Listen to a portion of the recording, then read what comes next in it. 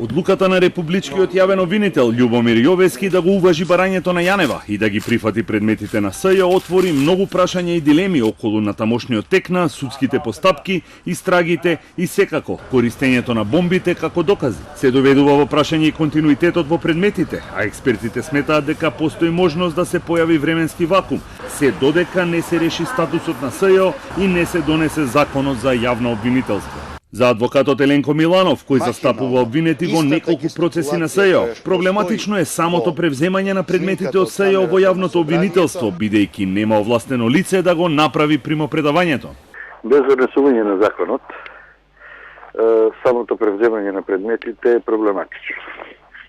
Затоа што во актувањето какво и да е, што и да пишува во него, не може да има потврда со печат, за да биде официјален документ по кој што би постапувале овие обвинители. Дискутабилно е дали воопшто има овластување било кој од тие обвинители да го направи примопредавањето. Примопредавањето мора да биде со комплетен опис.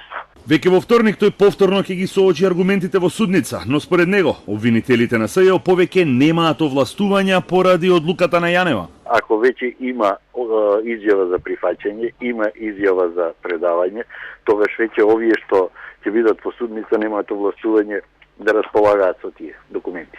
Со што застапуваат? За клучното прашање, дали бомбите ќе може да се користат во натамошниот тек на процесите и истрагите, Миланов е дециден. Бомбите беа наменети исклучиво за СЈ. Мислам дека ова е крај за нелегално прислушкуваните разговори и било каква можност да тие можат да бидат користени како докази. Надворот се, што и самото слово на законот за СЈ требаше да бидат индиции, влегоа со некои одлуки од апелација тие во судските постапки, но освен СЈ, ниту едно друго обвинителство не може да ги користи тие нелегални разговори како докази.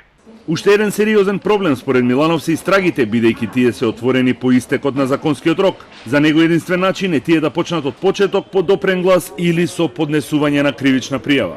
Според правните експерти, доколку на предметите бидат назначени нови обвинители, повеќе од јасно е дека судските процеси ќе запрат, бидејќи тие мора да направат увид во обемната документација кој сигурно би траел со недели, ако не и со месеци.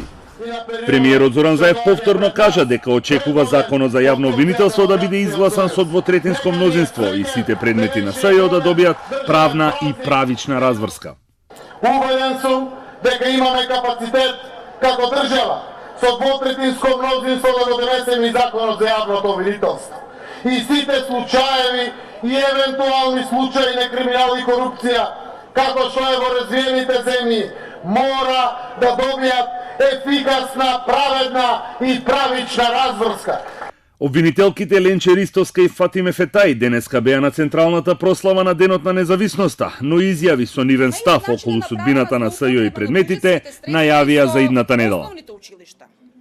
И директорите на основните училишта